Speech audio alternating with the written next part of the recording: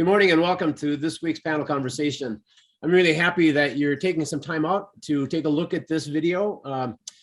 We're really interested in sharing perspectives from leaders in law enforcement about how they're engaging with their residents during these kind of challenging times, and, and just sharing things that are working for them as they try to connect with their residents and community stakeholders in moving their communities forward. My name is Matt Fulton. I'm the Vice President for National Engagement for a company called Polco. We work with communities around engagement and helping with performance. But these panel conversations are really intended to just simply gather perspectives from leaders in law enforcement on ways that they're being successful around engagement and sharing them with people. We hope they'll pick up a perspective, something that you can use in the work that you're doing, or just simply learning a little bit more about how your community operates and hearing from police chiefs on making your communities work.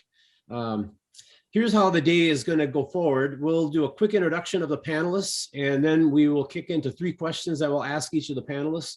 The session overall generally takes about an hour, depending on how good of a job I do in facilitating the conversation. And it's really a positive way of sharing ideas and information around law enforcement engagement in communities across the country. So let me kick into the introductions. I'm really happy to introduce Chief Stoney Mathis. He's been the police chief in Fairburne, Georgia since 2018. During his almost 3 years or 3 decades in being in law enforcement, he has also worked in 3 other law enforcement agencies in Georgia. In 2020, Chief Mathis was elected by his peers as the Vice President of Georgia Association Chiefs of Police. So he's really putting back into the profession. Chief Mathis is a huge proponent of community policing and intelligence-based policing, and he believes that police agencies perform effective community policing techniques. Not only will they build better relationships with their communities, but the overall crime rate will be impacted positively as well. Chief Stoney, or Chief Mathis, thank you for being part of the conversation, and I would really welcome it if you would add a little bit more to your background. Yes, sir. I've actually retired from a police department called Henry County Police Department. It's in the south east part of Atlanta, and there I had about 300 employees. I was the deputy chief when I retired. I took a job as the chief of police for a real small agency that had less than 20 employees, 12 certified police officers, and I was there about 3 years. And of course, coming from 300 police officers down to 12, it was a little bit of sticker shock to me. And so I moved to the joining jurisdiction where I have about 50 police officers, and been here about 3.5 years. The Henry County Police Department, very diverse community that had about 50% African Americans and 50% Caucasians. The Chattahoochee Hills Police Department that I work for is a very upscale community with only about 4,000 residents. And it was predominantly Caucasian, very high end. And now I'm in Fairburn, just in the south west part of Atlanta, just south of the airport. And I have about 65% African Americans, about 15% Hispanic, and about 15% Caucasian. So I've worked in some very diverse communities. Yeah, and that's what's going to make this conversation really helpful, Chief. I really look forward to kind of hearing about how you are reaching all of your diverse residents in the work that you're doing and things that you're finding successful. But thanks for being part of today's conversation. Yes, sir. Our second panelist is Chief Jeff SPIVEY, who began his career with the Irving Police Department back in 1986 as a public service officer, and he's worked his way through the ranks until becoming the police chief in 2017. He's also the current chair of the Caruth Police Institute Advisory Board and serves as the treasurer on the board of directors of the Police Executive Research Forum. He's also secretary treasurer for the midsize agency divisions for IACP and is a co-chair for the Pathways to Hope. It's a reentry diversion program through One Community USA. I always love to see, Chief, folks that are committed into the profession, and you certainly are a great example of that. Chief SPIVEY is also a graduate of the FBI National Academy and the Senior Management Institute for Police and the Leadership Command College at the Bill Blackwood Institute at Sam Houston State University. Chief, thank you for joining us, and I would love it if you would add a little bit more to your background. Yeah, thanks, Matt. You know, I've had a wonderful career with the city of Irving. December will be 35 years that I've been a part of the organization. I've certainly seen the city change a great deal. When I started, we were an organization of about 150 police officers, predominantly white bedroom suburb of the city of Dallas. In that 35 years, we're now approaching 270,000 residents. Our department's grown to 400 police officers. The diversity that we represent now, we're 46% Hispanic. We're approaching 25% South Asian, with a smattering of African American and Caucasian. So, you know, finding a way to connect with that diverse population has certainly been a challenge. And going into COVID, what that meant for us from a technological standpoint really pushed us beyond what we were ready to adapt to and take on. But it's been certainly a learning experience. It's been a great career and been a wonderful opportunity to live and grow in this city, and to see the changes not only at the city level, but across our profession as well. You know, and I think also what I'm excited to hear as well, Jeff, is just the, you know, being in such a fast growing environment, you've got all of the dynamics around growth, and those kind of issues certainly have an impact on public safety in the community, and just your ability to connect with the older portions of the community and the newer portions of the community. So I really am looking forward to hearing what creative ideas you're doing in Irving for doing engagement. Really appreciate you being part of the conversation. Yeah, thanks for having me, Matt. Let me introduce our third panelist. Chief David Cahill is the police chief in Sunapee, New Hampshire. He's been in law enforcement since the late 80s, and he's worked in 2 other New Hampshire communities before becoming the chief in 2002. He has been a public safety leader in New Hampshire. He served as the president of the state's Chief of Police Association, as well as their Police Standards and Training Council, including serving as chair. Congratulations, Chief Cahill, on getting that gubernatorial appointment. He is also a graduate of the FBI Academy and has also graduated from the command training program at the New England Institute for Law Enforcement at Babson College. Chief, thank you for being part of the conversation. Can you add a little bit more color to your background, given that you're in given that you're in New Hampshire during the fall? I can. First of all, I'm not a graduate of the FBI Academy. I think some of those are the FBI leader courses that are on there. So that, if you just want to correct that. Yeah, thank you. Unlike I think the other 2 panelists, I love the small town. I have probably 5 full-time and 6 part-time. So we have a very, very small police department, and we serve a community we're very transient. So we're home of the 6th largest lake in the state of New Hampshire. We're in what they call the Lakes region, and we sit at the base of Mount Sunapee, one of the state's premier ski resorts across the state. So our community is made up of 3,700 full-time residents, and the summertime that explodes into 6,500 to 7,000 people that we get in here. So our challenge really becomes, how do we reach, communicate, and talk to the transient population of our community? And they're different every single day. People are every weekend coming from different places across this good country of ours. So, well, thanks. And you know, sometimes I find that there are so many things in local government that are universal.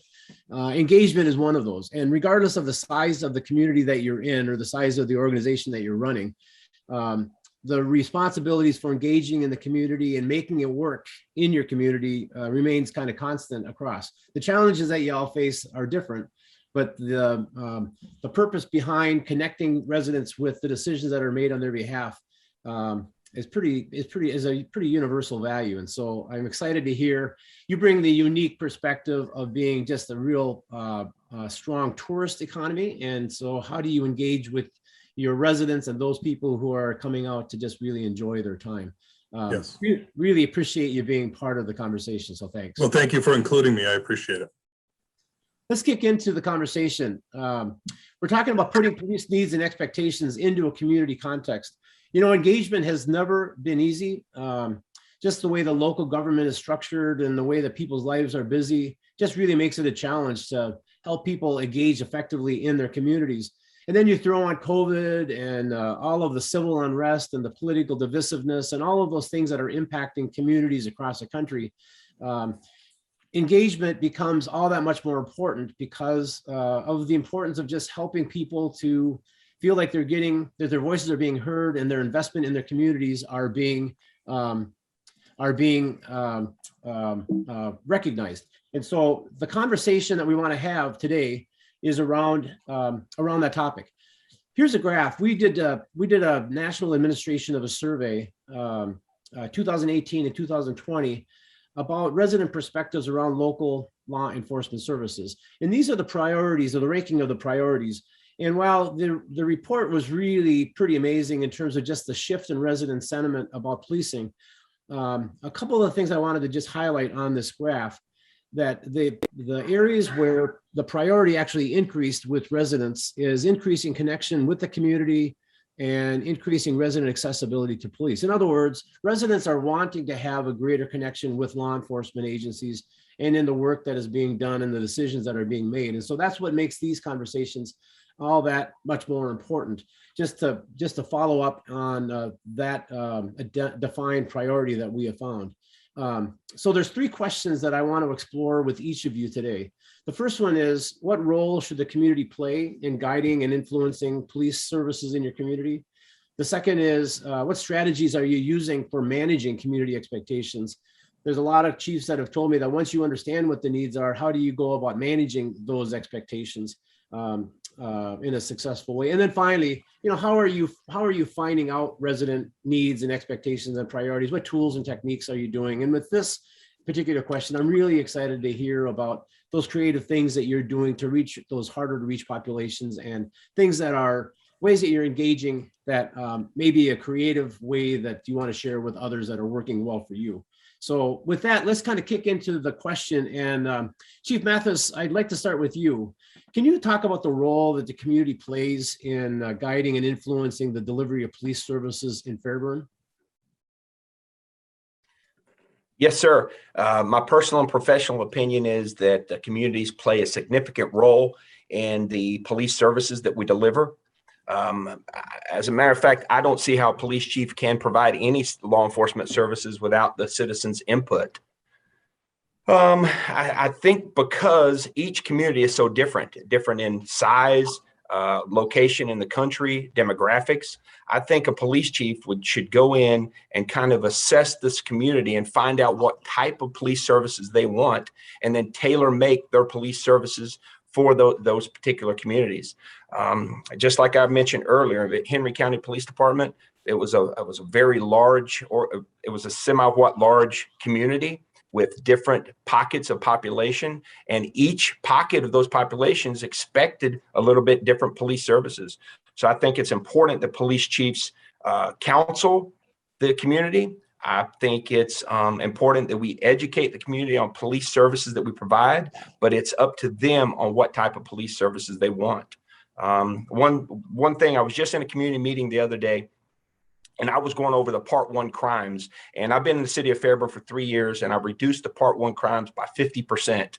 And I was touting those numbers. We've reduced all Part 1 crimes by 50%. We've reduced all officer-involved use of forces. We've reduced officer complaints.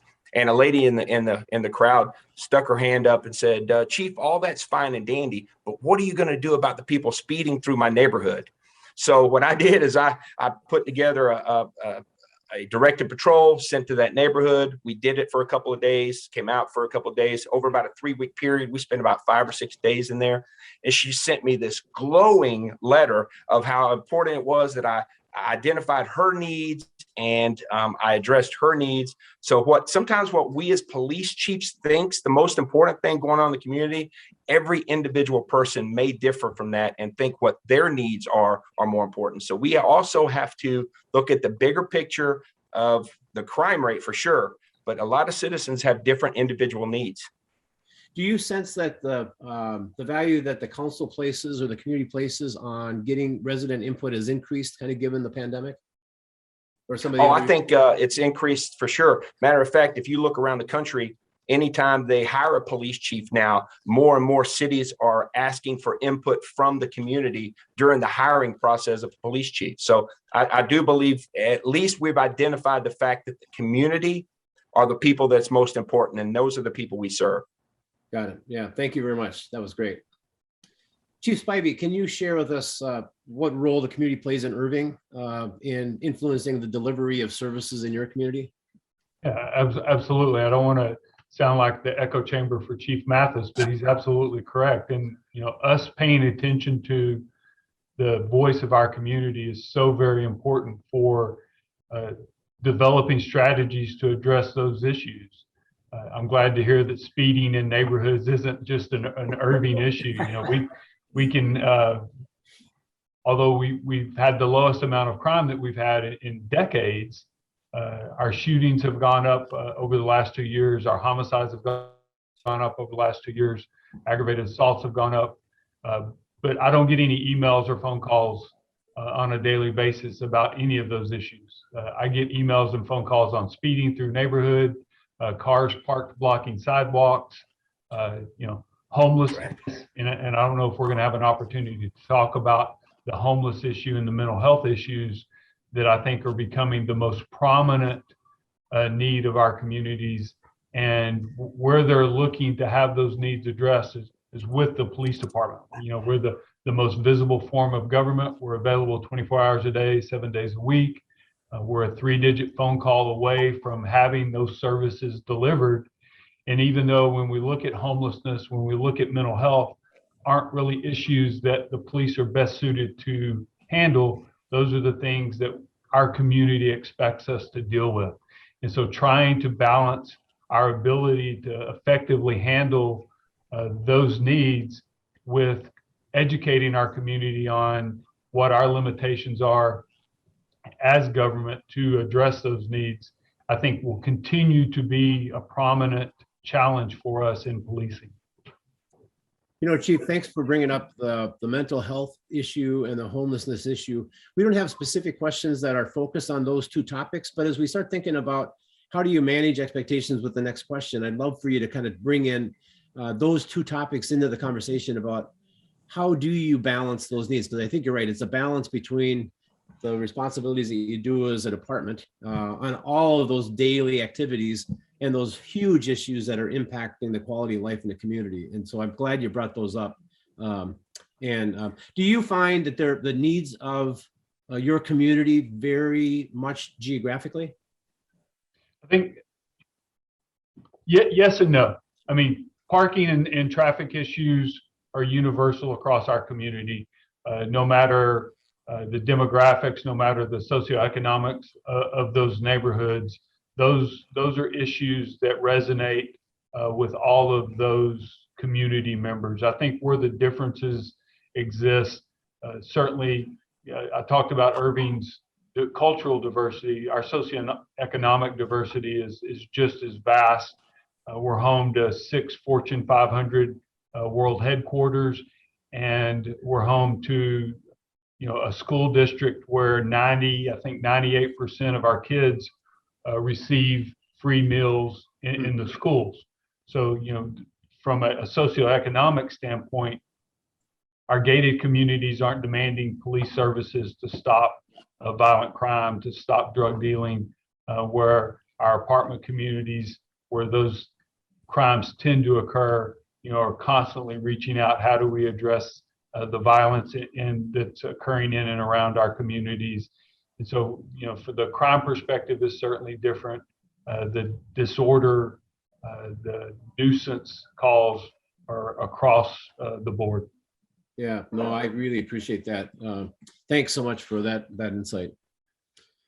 Chief Cahill, can you talk a little bit about how the community plays in such a tourist area that you live in and lead, on how input impacts on the delivery of police services? Well, I would echo the other two panelists with Chief Mathis and Chief Spivey. But on top of that, I would add that we have a regular town meeting here. And so financially, they hold the purse strings to be able to deliver the services of what they expect to have. So in that sense, they really control and guide and direct what is it they're looking for and what they want us to focus on. In a smaller community, I'll bet you half of this town has my cell phone. So I get calls and I get texts and emails all the time from different parts of the community. Something's happening and I've got to redirect that to the person that's working. But I also think that part of their role is really the financial part, explaining to them and being transparent to them what it is the police department possesses for services and what we can do for them to meet their expectations. I do monthly meetings. I have a meeting coming up this Friday with my entire community is invited. I do monthly meetings with them. I bring them up to date on our statistics. They're generally really interested in our statistical data, particularly after the summer. So May to Columbus Day is the busiest time for us. We do probably 2/3 of our business during that period of time. So they're really interested to hear what our statistical data is, the challenges we had over the summer. And I have an overwhelming group that really support us and ask, what can we do to help out? And like everybody else, we have 2 harbors. We have Sunapee Harbor and George's Mills Harbor in another village. And so with that, we have our own parking problems and issues that come out of it. But I think the big thing for our community and how they help is one, financially, making them feel like they're a part of the solution and not the problem, being transparent with what's taking place and how they can do it. They call us, we're taking candy donations this week for a particular part of our community that we shut the street down. It's a really village section of the community with a lot of houses on it. And so we shut the street down and that entire street sees over 500 kids for trick-or-treating. So the police department spearheads a candy drive. And so it's really partnerships like that with the community that we can stand shoulder to shoulder for. And we're not arresting somebody. We're not writing them a ticket. And we're really working with them on the same playing field. And I think they really appreciate that. Have you found, I mean, are your summers as busy as your winters? They were not, but since the pandemic, we've had, it doesn't sound like a big deal, but for Sunapee, we've had 400 new residents since the pandemic that have moved into town. A lot of them are, lakefront communities where they've had their summer houses here and they live and work in the bigger cities, New York and Boston and Connecticut and Rhode Island. They have, when the pandemic struck, said, what are we doing here in the city? And they've moved here where they felt it was safer. And so as a result of that, we've got 400 new residents since the pandemic. On top of that, the town of Sunapee has its own school district, so K through 12. And the only way you can go to Sunapee is if you're a resident of Sunapee. So we have graduating classes of kids of 25 to 35 kids. So we're really a unique setting, but anything we do at the school as a course of education and cooperation also reverberates back out into the community, to the parents and stuff of the things that we're doing with the kids. Yeah, and of course you add 400 new families and that probably has a big impact on the school projections. So then you get into facility needs and all those kind of issues. Yeah, some of them were here for our school. Other was still with the internet learning and stuff. They could still access like Massachusetts or whatever. They could still do that over the computer. But yeah, to have them literally move in here and take up as residents was a large impact for us. Yeah, that's great. Thank you. Chief Spivey, can you share with us some of the strategies that you use and find successful for, once you understand resident perspectives, how you manage those expectations? I think Chief Cahill hit on it, hit the bullseye perfectly. It's transparency. In policing, we haven't always done a really good job of that. We've typically taken the approach of we're the police and we know what's best. And, you just have to trust us. We're going to work through this. And when the time is right, we'll let you know how things are going to go.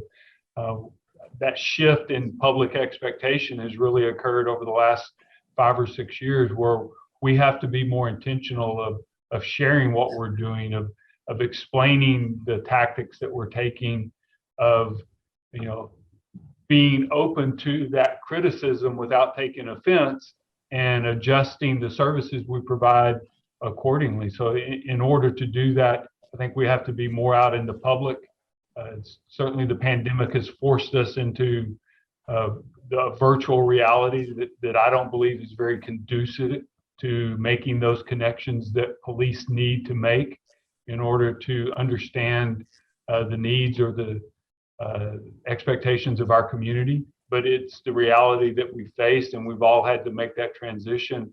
But understanding, being available to our community, and then that transparency piece of explaining why it is we're doing what we're doing, I think helps alleviate some of that suspicion or that lack of trust. They might not agree with the direction that we're taking, but they at least have heard from us why we're doing what we're doing. And I think that in and of itself helps them then accept maybe what they don't necessarily agree with. Chief, one issue that maybe I can just ask you to expand a little bit more, and it kind of picks up on the topic of homelessness and the mental health issues. I'm in Minneapolis, where there's a lot of discussions around police reorganization and homelessness, and rent control for affordable housing becomes a really important topic. 90% of what a resident sees in a law, we know from our research that 50% of your residents haven't had interactions with the police department over the last year. And so they take for granted a lot of the things that you do on a day in, day out basis until it has a speeding issue in their neighborhood or a dog off a leash, those day-to-day kind of things that you're contending with. But as you start to think about how do you manage people's expectations for those really important topics like homelessness and for mental health, how do you, any suggestions that you would have for other chiefs that are watching this of how you've been dealing with that? Well, again, I think it goes back to that community engagement, is being out in your community and answering those questions and being transparent that I was speaking to earlier. Explaining to our community, this isn't necessarily a police issue. We're not best suited to deal with homelessness. We're not best suited to deal with mental illness. I make it a point because I think there's a misconception out there in our community that homelessness is what's driving our crime rate. And when you look at the statistics, homelessness isn't causing the crime issues, at least that we're facing here in Irving. Very few of our homeless population are ever engaged in any criminal behavior, yet they're unsightly, they're not what our community's used to. And so, they need some way to frame what they don't understand or they don't like. And so they frame that as criminal behavior. And so just having those open conversations in community meetings, being out at Rotary, being out at luncheons, anywhere you can interact, educating your council is certainly a huge part of that. Having those conversations with council members, because they're out in the community, that they're getting those questions as well, and arming those council members with, hey, this isn't a homeless crime problem. This is a homeless problem that we need to solve with other city services, other state services, not the police.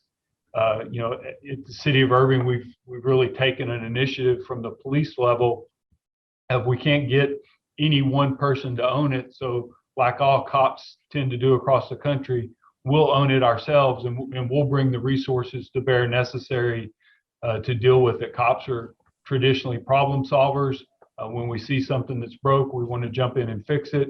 And so I think certainly that's what's driving the police response to homelessness and mental illness, is we see that it's a problem and we want to fix it. Although we're not best suited for it, we tend to have great leaders that can step in and really drive that resource development to address these issues. Yeah, thank you. I'm really glad. You're absolutely right. The culture of police departments nationally is kind of, we can take it if it needs to be done, but it doesn't necessarily align with the best way to deliver services. Yeah, that's very well stated. Thank you so much for that. Chief Cahill, can you talk about the strategies that you're using in Sunapee for managing what residents expect of the department? We publish our call logs every week. We have a Facebook page. It's social media. It would be kind of not very fruitful to use some kind of a social page that nobody else is on. So we have a Facebook page. Our police association is very active in our community. They're very supportive in the police department. They garner a lot of donations from our community members and stuff. So between our publishing our logs, the transparency of what we do each and every day, they see what we do. They see us drive down the street and our lights and sirens are going, and I wonder what's happening. A lot of them enjoy it on Friday mornings, having a cup of coffee, and they'll read through our logs and see what happened for the week. You know, one of the things that we started to do was to try to educate the community to exactly what it is we do. We've created a news alert system. So through emails, we send out a news alert if there's a road closure, if there's an accident and the road's closed, if there's something else going on, a police action or a fire operation.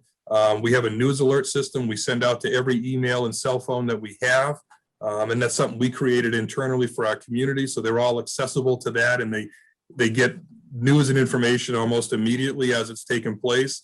We had an active shooter once. We used the system to keep our community from that particular area. They were very good about it. On a Saturday morning, everybody going to the dump or the transfer station, we were able to communicate with them and keep them away. And I think they appreciate that. And once I'm there, and I say me, there's other officers that work here and probably work a lot harder than I do, but people in my community want to see and talk to the police chief. They're very appreciative to see the cars drive by and all that.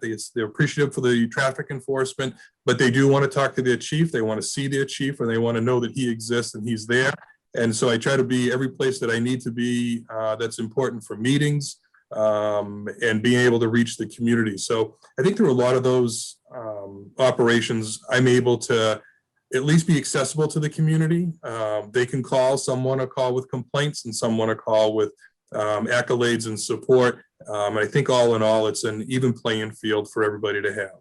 Yeah, I think just given what you've shared with us about how much you're out in the community, the transparency issue that Chief Spivey brought up, I think it's probably pretty clear that your residents have a pretty clear understanding as to what's going on in your community and what those issues are. So it certainly sounds like you're managing resident expectations fairly well. You talk about our transient population and how we meet and reach those. And as I said, we have a harbor, and our harbor in Sunapee Harbor has got restaurants and stores and shops and things. So on a busy day, everybody's required to do foot patrol through the harbor and stuff, be able to meet with the shop owners. And so I'll go down and walk down through there as well so that people can meet and see and talk to the police chief. Yeah, that's great. Thank you. Chief Mathis, can you share with us some of the strategies that you're using in Fairburn for managing resident expectations? Yes, sir. Real quick, I'd like to comment on the homelessness issue. That just goes back to community policing. We need to take a holistic approach to community policing because it's going to take the entire city government to handle both homelessness, all those sticky issues that we don't want to talk about, but they're there. It takes the entire city government, just like the broken window theory. And a lot of people mistake the broken window theory with some other programs like, I don't remember, but what we need to do is make sure that the police are working with the street department, that they're working with code enforcement, that they're working with the electrical company, and it's providing a good customer service to all these things. If we see graffiti, we need to make sure our street department cleans their graffiti up, because I do believe that when people see trash and graffiti, I think that does make crime go up because people don't respect their community as much. So I think if we take a holistic approach and everybody working together, we can solve some of these problems like homelessness with the cities getting trashed and graffiti and some of these gang related issues that we have. But some of the things that I do here in Fairburne, when I came here 3.5 years ago, first thing I've done is done a SWOT analysis. And during that SWOT analysis, I spoke to a lot of the nonprofits, the local pastors, citizens, and also business owners. And every one of them mentioned to me that they don't have a personal relationship with their police department. The police department was not doing the things it needed to do to build that relationship. So I put together a multitude of programs that would basically reach out and touch each one of these portions of the community. The business, after I was here about a year, the business community donated almost $8,000 to the Shop with the Cop program, so we could take almost 200 kids, underserved kids from this community shopping. And we put all that stuff out on Facebook. We try to promote the positive things we do, because the national news media, they'll certainly promote all the negative things that we get caught up in, but we do a poor job of promoting the positive things that we do. And police departments around the nation do a lot of good quality police work, and it just goes unnoticed because we don't publish it very well. So that's one of the things I try to use all the social media we can to get good information out there and programs that we're doing. And I believe if we take all those programs and we try to come up with more programs to touch different portions of the community, I believe eventually we will win the citizens back over. But I believe, people have a general mistrust with government, and law enforcement is the face of government. And unfortunately, we get blamed for a lot of things that's going on outside of our control. Just a few months ago, I implemented this rolling roll call program that we pick a different portion of the community, a different subdivision to have roll call in. We have it at 7 in the morning and 7 at night. And it's having an overwhelmingly positive impact on the community. So I believe just programs like that, if we continue to do that, we'll eventually get back to where we were, where it's going to be a respected profession and we'll get more people applying to get into this job. Yeah, I also agree with you, Chief, that as a city manager of 30 plus years, the notion that it's an organizational approach for dealing with public safety, you're right. All of the things that cities deliver all integrated in one way or another. And generally, the work that's required of the police department is really reliant on other departments doing their parts as well. So I appreciate you bringing up that point.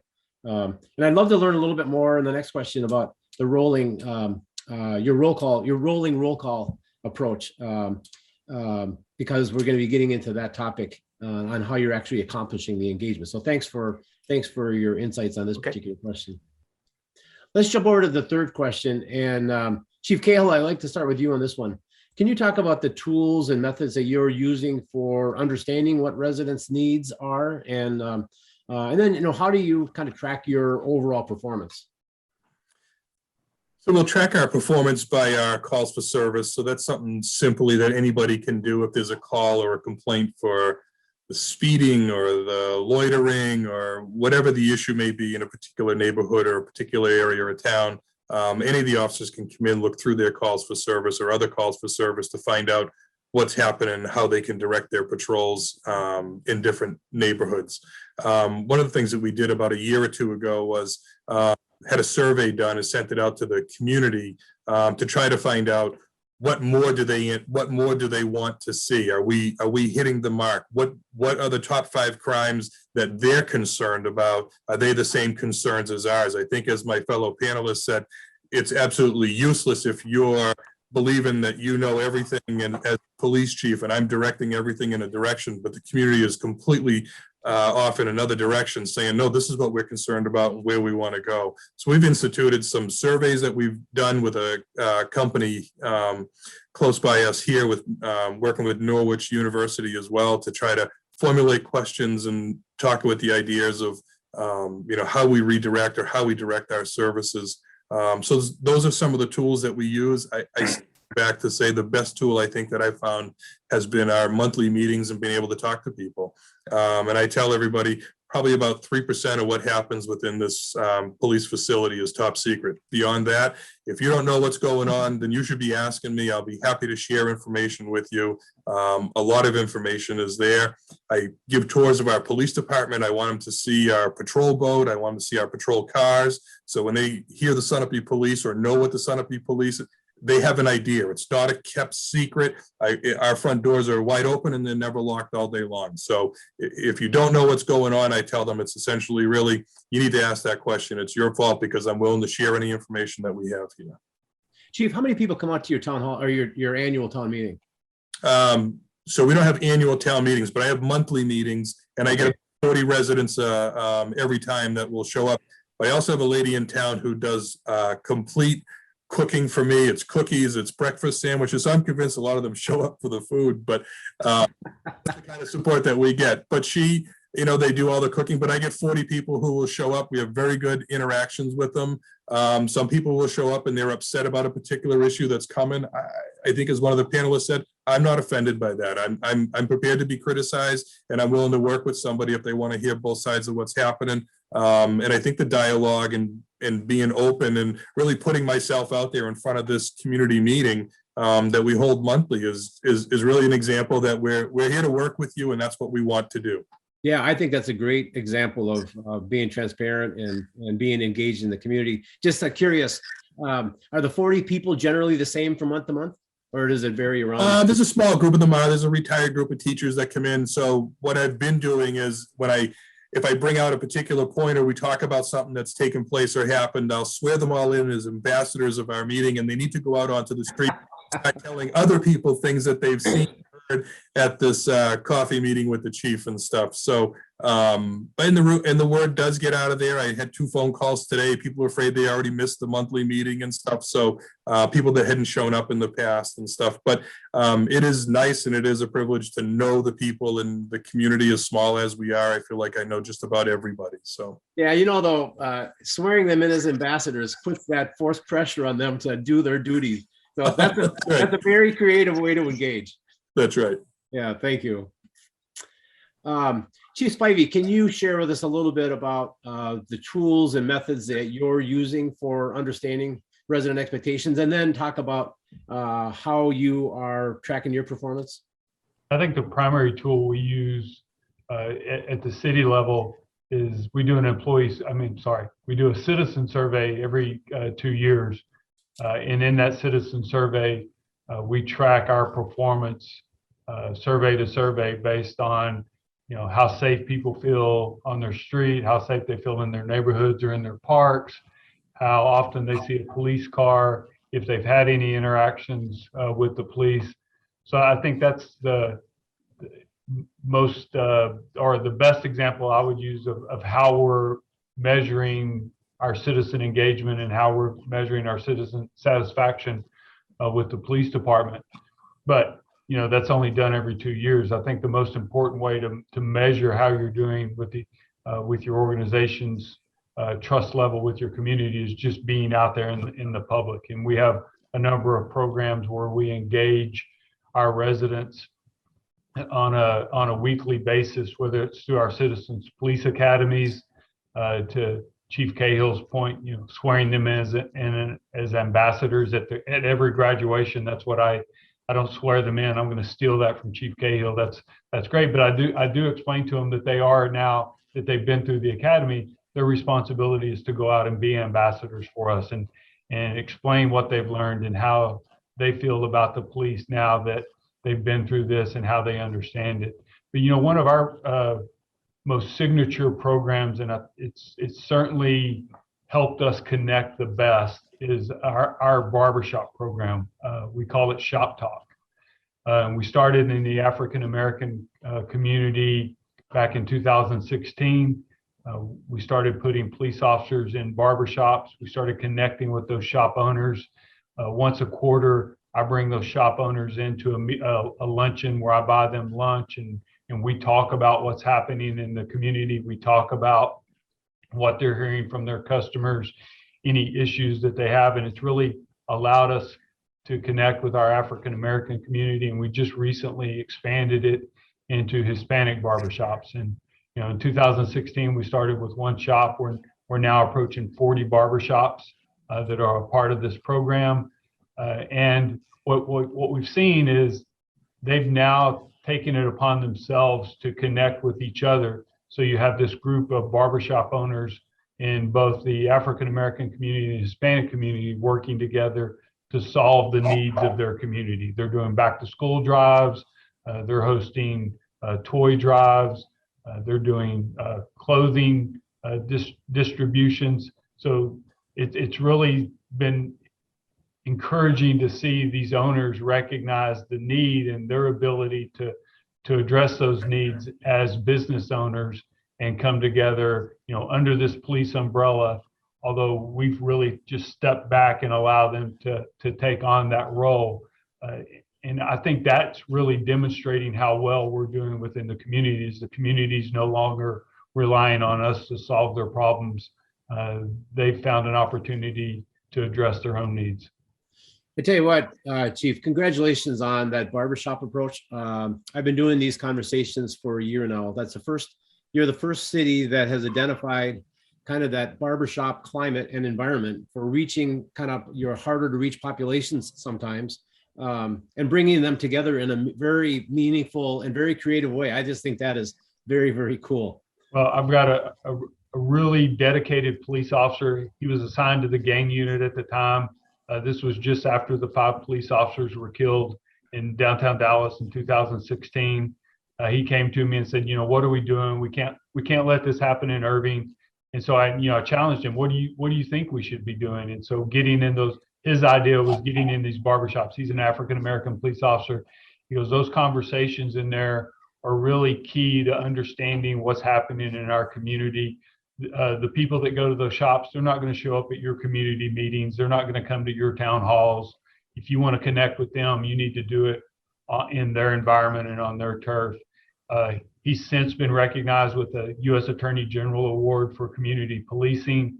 The program's gone national and has really gotten a lot of exposure. And it was a line level employee who saw a need, who developed a program, and it's really catapulted us with trust and legitimacy in that community. Yeah, congratulations on that. That is a very, very cool story. Really appreciate that. Chief Mathis, can you share with us some of the tools and methods that you're using for understanding resident expectations and how you go about tracking your performance? Sure. We do a survey. I tried to put it out on Facebook, but I think a lot of people that did not live in the community kind of commented on our Facebook page. So it's kind of hard to judge that on Facebook.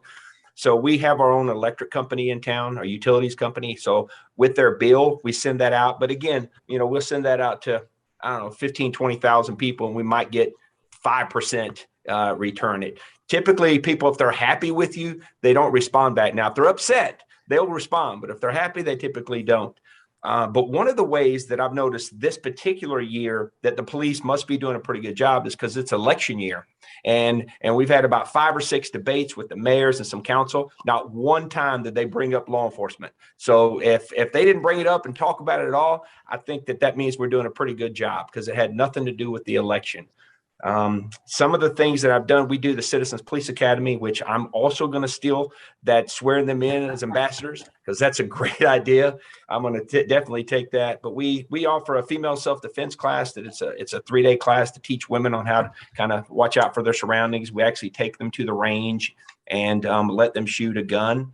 And if you get the women in the community on your side, typically you can win people over. So I think that's important that we try to both get the women and the young people in the community understanding what we do in law enforcement.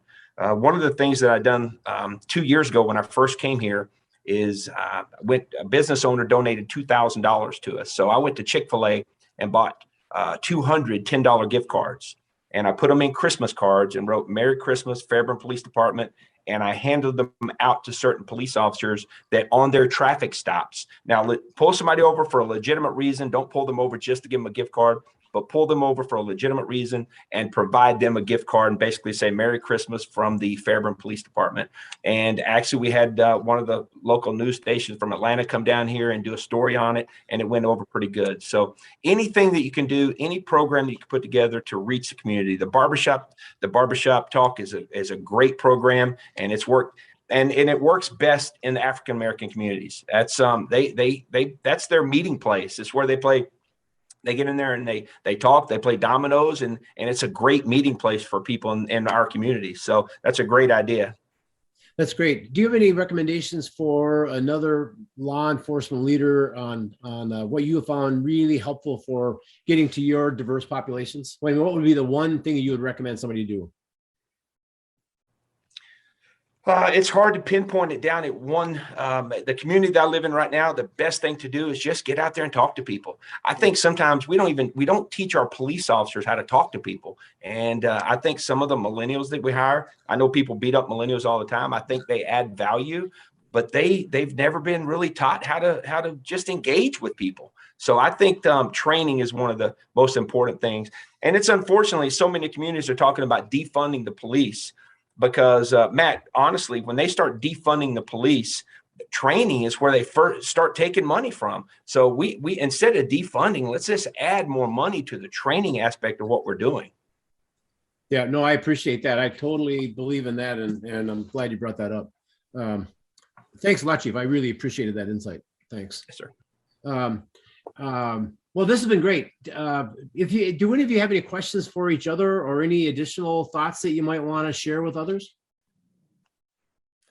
I appreciate everybody's input. I've certainly learned a lot from the other two panelists. I've learned a lot. I also feel like I think we all had a lot in common, and it's nice to see that from one end of this country to the other end, there's still life of law enforcement and community policing out there. It's unique because our communities are different, but for the most part, you know, getting people to talk to people, to explain things to people, just meeting them and showing them the transparency and the willingness to work together. That's what I got from this whole thing, and I really appreciate everybody else. Yeah, I absolutely agree with Chief Cahill. You know, it's refreshing to see, you know, the leadership that's being demonstrated across our profession and the work that's being done to engage with our communities. You know, we're in this coming out of the pandemic. We've really all tried to rely on technology to make those connections, but we all recognize that that's not going to do it. We have to be out in our communities. We have to be face to face with our community members and our residents to understand the needs and the expectations that they have. If we're going to be successful as police leaders, engaging with our community on that personal level is going to be key. And it's really reassuring to hear chiefs from the Northeast and the East Coast and, you know, the Deep South all saying the same thing, all recognizing the value of that. And I think as a profession, we're certainly headed in the right direction. yeah. I would like to say, Go ahead. hey, actually, I feel like I know Chief SPIVEY because I watched his interview with the Dallas for the Dallas police chief job, and he done such a wonderful job. I was very impressed with his interview. So I feel like I already know him. And Chief Cahill, I'm telling you, the working as a police chief in a small police department, I didn't work harder in my whole life than I did when I worked at Chattahoochee Hills with a small police department. So I know exactly what you mean. They want everybody in the community wants to talk to the police chief. Yep. And then you also have to do the hiring, recruiting. You have to do the internal affairs investigation. You have to do the investigate. I know you work hard. God bless you, man. Thank you. Yeah, very well said. You know, there are so many universal things that you all are doing in a different way, but all in a meaningful way. I mean, think about what we talked about today or what you shared today, the notion of being present, the notion of being engaged in the community, the transparency issue that all of you are doing in a whole variety of different ways, the value that you place on engagement and the critical role that that plays in just helping people feel connected to their community.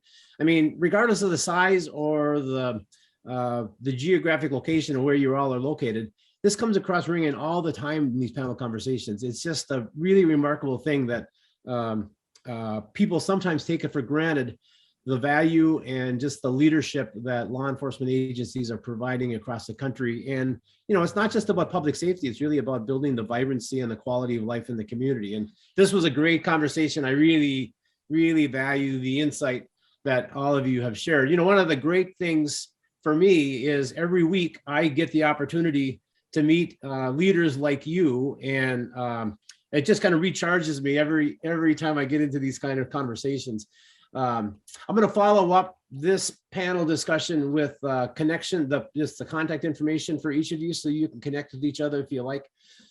Because I do these every week, if you know of somebody in your environment or in your network that you think would do a good job, or they're doing something really creative around engagement, let me know about them, because I would love to have them participate on a panel and then be able to share their insights with other folks as well.